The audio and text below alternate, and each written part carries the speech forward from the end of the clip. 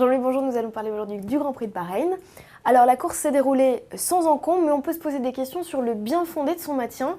FOM, FOTA, constructeurs, est-ce qu'ils vont se réunir comme l'a évoqué Ross Brawn? Écoutez, je crois qu'en toute chose, il faut savoir raison garder, comme disent les hommes politiques. Je pense qu'on ne peut pas vivre à l'intérieur du paddock en disant on fait des courses de Formule 1 et ce qu'il y a à l'extérieur, on ne s'en occupe pas. Je crois que Ross Brawn a eu la vraie réflexion qu'il fallait tenir. Quand on va là-bas, dans un pays qui, malgré tout, on l'a vu, n'est pas du tout ce qu'a dit la FIA, n'est pas du tout ce qu'a dit la FOM de Bernie Ecclestone, eh bien, ce n'est pas vraiment réaliste d'aller leur danser sur le ventre. Donc c'est un Grand Prix, on aurait pu s'abstenir d'y aller. Une belle course remportée par Sébastien Vettel qui revient aux avant-postes avec sa Red Bull, mais c'est une victoire qu'il savoure un peu avec retenue. Pour quelle raison, Jean-Louis? Mais moi je crois qu'il a surtout poussé un ouf de soulagement parce que c'est une belle victoire malgré tout. Au niveau du championnat du monde, il prend la tête et je crois qu'il a eu la certitude que sa voiture marchait bien avec tout ce qu'elle avait de nouveau qui ne lui convenait pas auparavant en Chine. Plutôt que de laisser éclater la joie d'un titre ou d'une victoire exceptionnelle, non, c'est le soupir de soulagement qui lui fait comprendre que ça y est, c'est rentré dans l'ordre et c'est rentré dans l'ordre pour nous aussi d'ailleurs. On va voir ce qu'on va voir. Je crains le pire. Alors sur le Grand Prix de Bahreïn, il y en a deux autres qui ont frappé très fort, ce sont les Lotus et notamment Kimi Raikkonen qui termine deuxième.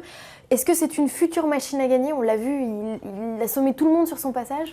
Oui, je crois déjà qu'on ne peut pas négliger la voiture. La Lotus, la moteur Renault, elle marche très bien.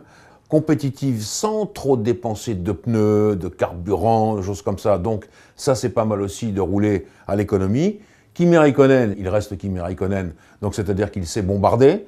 Il avait une stratégie très compliquée, mais il avait un atout formidable, garder des pneus neufs. Il n'avait que des pneus neufs à monter en course. Et un train de pneus neufs, c'était 8 secondes de gagné par rapport à un train usagé. Et il a suivi ça à la perfection, Kimi. Et voilà, c'est arrivé. Et il a même porté une attaque sur Vettel. Il lui a dit d'ailleurs, j'en ai fait une. Et je crois qu'après, il avait compris qu'il fallait rester sur ses gardes. Ça, c'était super. Quant à Romain Grosjean, Romain Grosjean, voilà. Pour moi, il fait partie des gens qui castagnent aussi.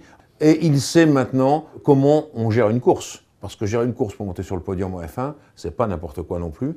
Et je pense que lui, il est promis à d'autres grandes étapes dans sa carrière. Pourquoi pas dès cette année. Jean-Éric Vergne termine lui 14e, Charles Pic abandonne. Gève dit qu'il est bon en course, moins bon en qualif. Quel conseil on pourrait lui donner pour qu'il arrive à s'en sortir? Écoutez, moi franchement, je ne me vois pas donner des conseils à Vergne, parce que je trouve que c'est un grand pilote.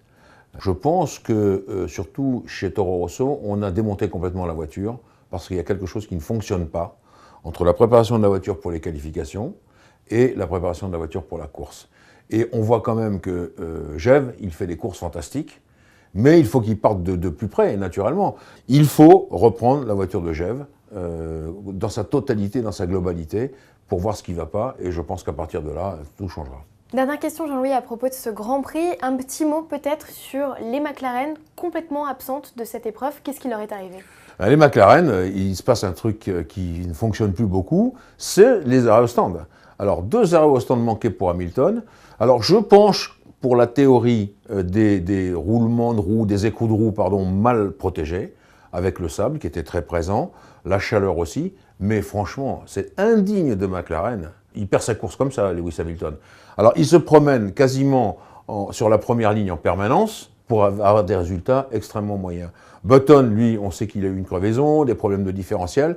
Je crois que la voiture est très bien faite.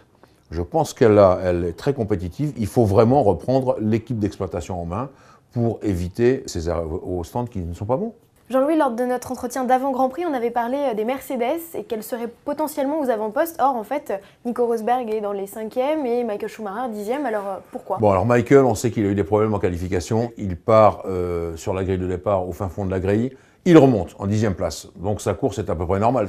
Quant à Nico Rosberg, il a été victime du mal, je dirais, endémique de cette Mercedes, les pneus arrière qui ont surchauffé. Il faut vraiment qu'ils arrivent à corriger cela, parce qu'on l'avait montré sur ce circuit de Bahreïn, la ligne droite pouvait très nettement avantager Nico Rosberg. Pourquoi? Parce que dès qu'il sortait de ce virage, eh bien, comme les pneus ne répondaient pas, la voiture mettait du temps, avait moins de vitesse pour repartir. Et je pense que ça a considérablement gêné Rosberg. Il faut que Mercedes règle ce problème de température des pneus qui partent en lambeaux. Jean-Louis, pour finir, la question que tout le monde attend, avez-vous des détails à nous fournir sur le Grand Prix de France de Formule 1? Eh bien, le GIP a accepté les coûteuses propositions de Bernie Ecclestone, donc le Grand Prix de France est acté. Reste maintenant à l'annoncer. Alors, Bahreïn, ça sentait un peu trop la poudre, mais il ne faut pas oublier que dans GIP, groupement d'intérêt public, il y a public, donc l'État. Et Bernie voudrait bien que ce Grand Prix soit annoncé avant le deuxième tour de l'élection présidentielle, parce qu'il peut y avoir un changement de politique en France. Par ailleurs, je m'aperçois que Bernie a renoué des liens avec son ex-femme, Slavica, ex-Ecclestone, puisque, à ma connaissance, c'est toujours elle la propriétaire du circuit Paul Ricard où doit se dérouler le Grand Prix de France. Alors, c'est assez amusant.